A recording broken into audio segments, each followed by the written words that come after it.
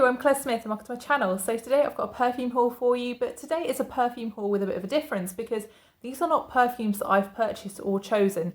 These are perfumes that have been gifted to me by other channels here on YouTube.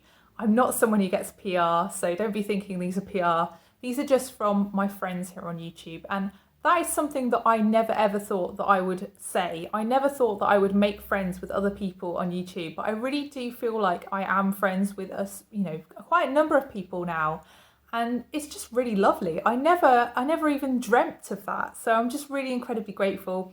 And I just wanted to give back by saying thank you for these perfumes and also by reviewing them on my channel. So the first one I'm going to talk about is actually a gift from Paola Bianka, and Paola contacted me a while ago and said, "Oh, I've got a fig perfume. I know you like fig notes. Would you like it?" And I thought, well, yes, I would like it, but I know you live in Iceland. And she said, "Oh, well, no, it's fine. I'll send it." So yeah, a bit of international smuggling later, and I received this along with a package of other things, which was really, really exciting actually. So she sent me loads of chocolate, Icelandic sweets, and she also sent me, let me just show you. She also sent me some like salted dried fish, which I admit is a bit weird, but I think Icelandic people are just really much more into fish than British people. But I have tried it, and I think it's kind of addictive in a way actually. But anyway, we'll move away from the dried fish. So Alluring Fig is the perfume that Paola sent me, and this is one from Theodoros Kalotinis. And Theodoros Kalotinis is a house that basically Paola became a little bit obsessed with. I think she ended up nearly buying the entire range.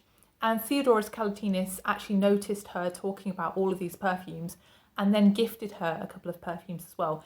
And one of those perfumes happened to be Alluring Fig, which I think she'd already independently bought. So Paola had a free bottle, so she gave this one to me. And it was lovely of her to send it. So thank you, Paola. So this one is basically what it says. It is basically a straight up fig perfume. It's a very simple perfume. I think there's only 3 listed notes for this perfume, and you do smell all 3. I'd say like the opening is very much like a fresh green perfume. Yeah, so super green. It smells not alcoholic at all, even when you first sprayed it. It's really super green, so it smells very much like my dad's greenhouse. It reminds me of being in a greenhouse with a grapevine and with tomato plants growing in the background. But I think that's just really the greenness from the fig. But it also is quite sweet. And as this dries, it totally transforms from a purely green perfume into more of a woody vanilla perfume. So something more like the Dry Down to Metal Wave by All Saints that I've previously talked about.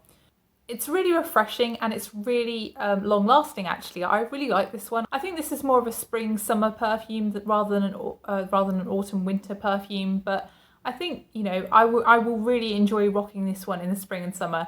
And I think that it's marketed as unisex, and I definitely do agree with that. I'd love to smell this on a man. I think it would suit a man amazingly. I think it's just a really fresh, clean smelling scent. I think, yeah, I just really love fig, and it's very much more of a fig leaf than a fig perfume, this one, I think. But it's just beautiful. I'm really pleased with this one, and I'm really, really thankful to Paola for gifting this one to me. So that's Alluring Fig. So in Paola's international smuggling, she also sent me lots of other perfume samples. So she actually decanted a lot of her own perfume. So I have all of these, these 3. And then she also sent me some Teo Cabanel samples. And she also sent me some Parle Moi samples. So at some point I will make a video on all of these and try them all on camera. So yeah, I've just been trying to keep my hands off them because I don't know whether to do a first impressions or whether to do a full review. So if you have a strong view, please let me know down below. So the other person who's been very generous is Gabi, the Fragrantician. So I actually won a competition on her 1,000 subscribers video, and I was promised a 5ml decant of any perfume in her collection. And I didn't really know what to choose, so I said to her, "Can you just send me a 5ml of one of your Montales, because that's something that you just can't try in a store?" And she said, "Yes, okay, I'll send you some extra things as well." Nothing turned up, and it turned out that Royal Mail had lost the parcel basically. So Gabi being Gabi, even though I said, "Please don't bother, you've already sent something and it's not your fault it's been lost," she immediately sent another parcel, and wow, what a parcel that was. So considering I was expecting one 5ml decant, Gabi has been incredibly generous and is a lovely, lovely lady. So Gabi actually sent me the rest of her entire bottle of Montale Intense Café. So I would say there's probably about a third to about a half left in this bottle, and that was incredibly generous of Gabi. I have never tried a Montale fragrance, as I've said, and I am, the packaging is very different, isn't it, to other fragrances. It looks like a Christmas bauble or something with this kind of intense purpley brown colour, and this sort of jingly jangly pull cord to stop you spraying the fragrance is really strange. So trying this,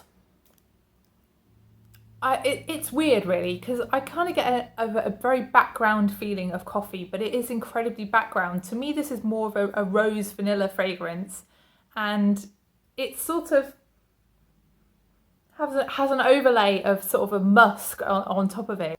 This is a foggy fragrance to me. It's not clear and bright. I feel like there's also something in the background of this, and to me it resembles oud, but I know that oud isn't listed. But I think if you are someone who doesn't like oud, I think you'd need to know that if you were considering purchasing this one blind. So yeah, it's just really sweet and sweet, musky rose vanilla basically, and it's quite linear for me throughout this fragrance. Yeah, it's an interesting fragrance. I've not tried any Montale. I do get what people mean when they say that they smell synthetic. I wouldn't say they smell synthetic. I'd say they smell otherworldly almost. They smell alien, I would say. It's kind of got a bit of I think it's that musk. It's the musk and the oud that just give it that kind of kick and make it very different. I think if you're looking for a coffee scent, this is probably not the one to go for. I don't think this is a great example of a coffee scent, but it is there, and I have had to really deeply sniff this to actually detect the coffee, because I just didn't get it to begin with. Really long lasting, does project. I have had comments when I've been wearing this one, so people can definitely smell it on you, whether they like it or not. I'm not sure whether people at work actually enjoyed this on me. But yeah, I like it. I don't think I would have bought it. I don't think it's a love, but I do like it. So that's Montale Intense Café from the Fragrantician Gabi. So Gabi has sent me another entire bottle of another one of her fragrances because she is just so generous, and she sent me Vintage Muse by Kate Moss. So this fragrance is actually by one of my favourite celebrity perfumers. So I really loved Kate by Kate Moss. Well, it's actually by Coty, but you know what I mean. It's by someone whose range I really have enjoyed. Basically, Kate Moss fragrances are pretty much impossible to find nowadays. I have seen this one still around, and I have seen Lilabelle, I think it's called, still around. But this one at one point was super cheap, so you could get a 30ml for something like £6 at one point, which is just ridiculous.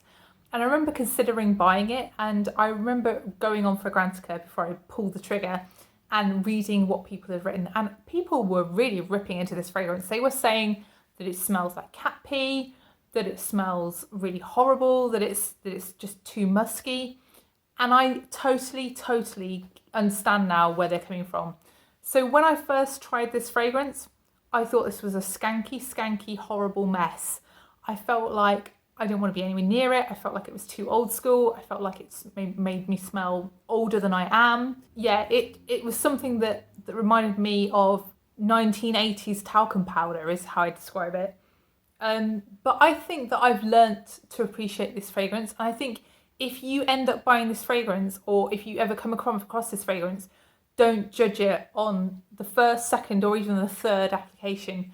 It's one of those that you need to keep trying, because I literally hated this fragrance. So to me, I think it's the really strong orchid note in this fragrance and the other florals combined with the musk and the plum that are causing the issues. And I think it's actually the orchid for me. I think that's what it is. It's almost like a yellow floral kind of scent. It's almost like an ylang ylang kind of piercingness. You know when a ylang ylang can be quite urine-like? It's like one of those. Actually, I think other people, if they smelt this on you, they're going to have the similar feeling to you when you first try this. So I don't think this is one that I would want to wear out, to be honest, just because I don't think other people would like this. I think this is one of those fragrances that you wear when you want to keep people away. I think this is one of those old school scents that is going to scare people. It's almost like when you buy a lily or something like that, that kind of smell you get from the stamens. Really sort of animalic and powerful smelling. Actually, the longevity on this is actually not that long. It doesn't have massive projection. Like, I literally can't smell it from here, maybe, from my arm. I don't think that this is ever going to become a love just because of my initial intense dislike of this fragrance. But I would say this is incredibly grown on me because the first time I sprayed it, I just could not stand it. My husband also absolutely hates this fragrance. He said that it smelled very old school, and I totally agree with him on that one. Despite all the fruity notes and the musk, it's really like that piercing orchid note that comes through along with the rest of the musk. So that makes the musk smell more skanky than it is, perhaps. I'm not selling this. I don't think this is a safe blind buy. Do not blind buy this because it's not something that I would say 85% of people are going to like, and I think most people would dislike it to the point where they would never try it again, having tried it 1 or 2 times. So that's Vintage Muse by Kate Moss. So Gabi has also sent me some other perfumes, including this bottle of Lancôme's Trésor, and I'd say this one actually smells quite vintage, and you can tell this is a vintage bottle because of the atomizer and how the atomizer looks. So the older bottles tend to have this kind of very white looking atomizer, whereas the more modern bottles have a almost invisible atomizer. So this one to me smells a little bit dusty when I first spray it, and I think that's probably because it is a vintage perfume. It's probably lost a few of its top notes through storage, but when it dries down it does sort of transform into something that resembles a rosy apricot jam. It's a really kind of sweet vanilla-y fragrance with an overlay of rose and like a background fruitiness to it, basically. So that's Lancôme's Trésor. So Gabi also sent me 4 perfume samples, but she didn't label them. She only told me what she sent. And when I asked her, she said that she didn't remember what she put in each vial. So I think I've worked it out. So she sent me Ange Démon by Givenchy, and I think that one is this silver one. So this is the original formulation because Gabi likes her old school fragrances. So let's have a try. So this one to me smells really delicious, a little bit herby and a little bit spicy. It's definitely like a warm, dry fragrance. I feel like the notes in this are quite indistinct. It's quite well blended. It's something that nothing in particular stands out, but I'd say that the overall impression that I have of the fragrance is one that smells like those Jelly Bellies, the root beer ones, the brown ones. It smells like that. It almost like it's like verging on Coca-Cola for me. It's that kind of smell, but with like florals over the top of it. I've not tried any Ange Démon fragrances, not even the flankers, so this one has really surprised me and I really do like it. So that's Ange Démon by Givenchy.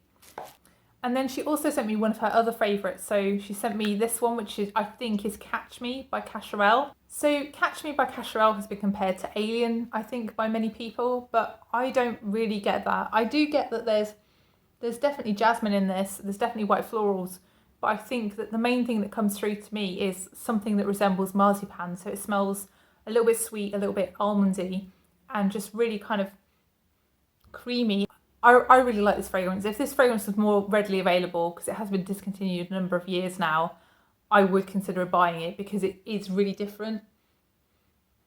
And it smells really delicious. You just smell like something that somebody's going to eat. So this one, yeah, for me would be a winner. So that's Cacharel's Catch Me. I think the blue one is Midnight Poison. So let's try this one. This is a rare fragrance nowadays. There is the duo-dupe Midnight Venom, if you are interested in Midnight Poison. So the thing about Midnight Poison is that it was advertised by Eva Green, and I think that captured a lot of people's imaginations because Eva Green is literally the coolest woman on the planet. Couldn't have picked a better person for Midnight Poison, could you really, Eva Green? So this to me smells quite sharp in the opening. So Midnight Poison is sort of famous for being a very patchouli heavy fragrance, a rose patchouli fragrance basically. I'd say for me this is quite bergamoty in the opening. There's definitely a lot of citrus in the opening. It's more of a sour citrus rather than a sweet citrus. But yeah, there's also a lot of patchouli, and the rose starts to come through when it dries down. So as it dries, it becomes more rosy. And it's not a sweet fragrance at all. It's really quite a deep, mysterious, dark smelling fragrance. I can see why it's got the fan club that it has. It's got that coolness about it. Yeah, if you love patchouli, Midnight Poison might be a winner for you if you can ever find it and get your hands on a bottle. So thank you, Gabi, for my little decant of Midnight Poison. Greatly appreciated. I've only ever smelt it. I think I've worn it once because my friend has it and she let me have a spray, and I've smelt it a couple of times from her bottle, but I've never really experienced it. So yeah, Midnight Poison is also nice, but I think Catch Me has definitely overtaken Midnight Poison in my loves list, which is quite impressive. And then the final one, which is the pink one, I think is the Papillon Perfumery one. So I'd never heard of Papillon Perfumery until I heard Gabi talk about Papillon Perfumery. And this is Angélique by Papillon Perfumery. So this perfume really smells very much of like makeup-y smells. It's more earthy makeup-y smells rather than sort of bright, clean makeup-y smells. It's got that suede undertone to it. It smells almost like a vintage wardrobe, I'd say.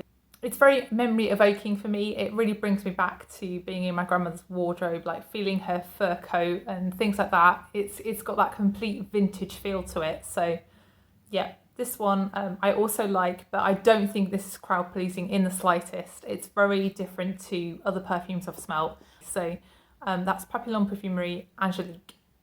So that's the final fragrance from my little haul of gifts.